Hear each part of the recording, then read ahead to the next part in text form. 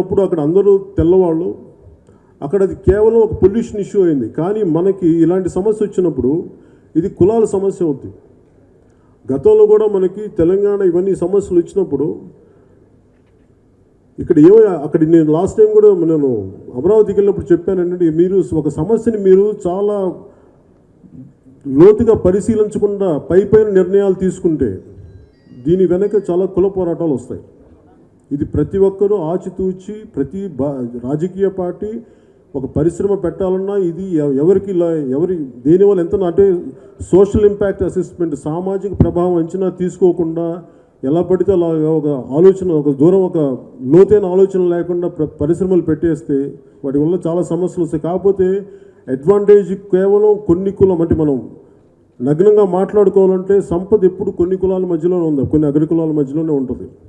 నేను దేనికి వ్యతిరేకం కాదు, కానీ దెబ్బతింటున్నప్పుడు మత్స్యకారులు విదేశాల్లో లాగా వాళ్ళ ఒక జాతికి, అది ఇక్కడ కొంత ఒక కులం.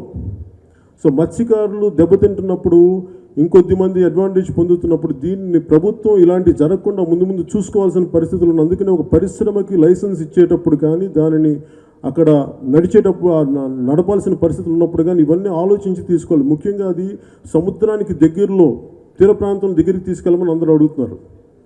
అలా కాకుండా వీళ్ళని తీసుకొని ఊరు మధ్యలో పెట్టి, గ్రామకంఠం మధ్యలో పెట్టి వీటన్నిటిలో జరపడం వల్ల చాలా నష్టాలు ఉంటాయి. ఇప్పటికే ఉద్రిక్తులు చాలా బలంగా ఉన్నాయి. నా విన్నపం తెలుగుదేశం ప్రభుత్వానికి, ముఖ్యమంత్రి గారికి ఏంటంటే, దయచేసి దీన్ని ఒకటి ఎంత పాసిబిలిటీ అయితే దీన్ని ఈ పరిశ్రమని తీర ప్రాంతానికి జరపండి. లేదంటే అసలు ముందు ఇంతమందిని అరెస్ట్ చేశారు, ఆడవారిని అని కాకుండా ఇంతమందిని మీద బైండ్ ఓవర్ కేసులు పెట్టారు.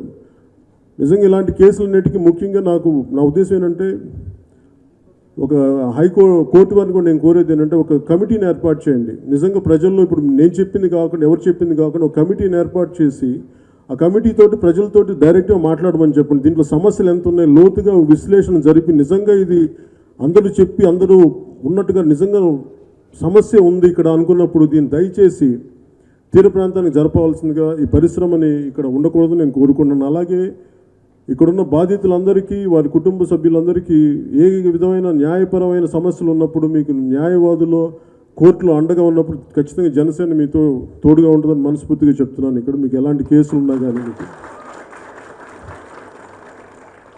అలాగే ఏ స్థాయి కోర్టులైనా సరే మాట్లాడుతాం. అలాగే ఇది దయచేసి తెలుగుదేశం ప్రభుత్వానికి దయచేసి ఇంకొక నందిగ్రామం చేయకండి. దీన్ని జాగ్రత్తగా ఆచితూచి మీరు చేయాల్సిన బాధ్యత ఉంది. ఎందుకంటే తెలుగుదేశం ప్రభుత్వం గెలుపొందడానికి చాలా బలంగా నిలబడిన